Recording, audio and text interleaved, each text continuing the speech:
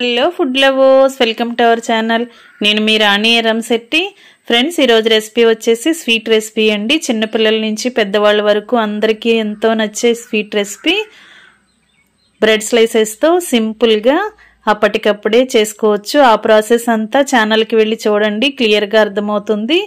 Ingredients కానీ process కానీ క్లారిటీగా ఉంటాయి. అలాగే రిలేటెడ్ వీడియోలో కూడా రెసిపీకి సంబంధించిన లింక్ అనేది ఉంటుంది, ఓపెన్ చేసి చూడండి.